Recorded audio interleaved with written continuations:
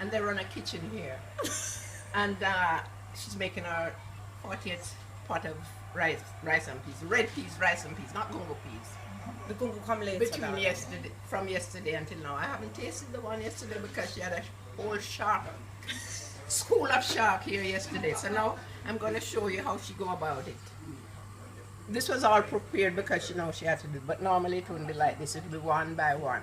All right, so Margaret, tell us what was in So it. I soaked the red peas overnight until they were tender, and then I boiled them, and then I added onions, some thyme, some pimento seeds, some black pepper, and of course the most important ingredient, the coconut cream. Okay, go ahead. So here we go, we pour it in here, Yeah. and we bring it to the boil, and then we'll add the rice. Yeah.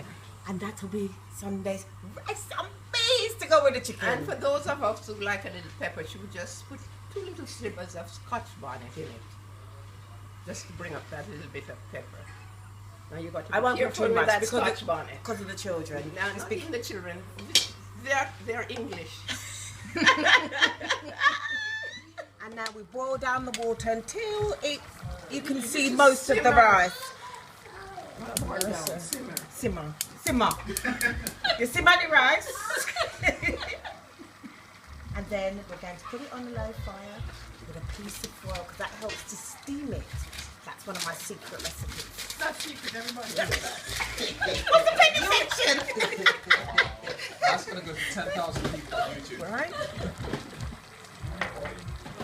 Let me tell you. How long will it cook for? You're going to cook it, but you're going to check it till the rice looks fluffy and nice. You don't want it too dry and you don't want it too wet. That's correct. Always good that after about 10 minutes that you check the pot to see if you need to add just maybe a little tip more water. So take the lid off, take the foil off, take your fork and sort of dig down a little bit and see, kind of gives you an idea. If it's very, very stiff down there, then it's not right terminology, but if it's I was saying that myself. It's very difficult to move. You mostly need a little bit more water. So let's add some water from the kettle. And you must say, That's between it. a quarter to a half a cup. Sort of about a half a cup full. Put the foil back on and leave it. And in about 10 minutes, the rice and peas will be ready. It will be perfect. And this is the final product. Beautiful, fluffy rice and peas, not too much peas, and a lovely light brown colour. Enjoy.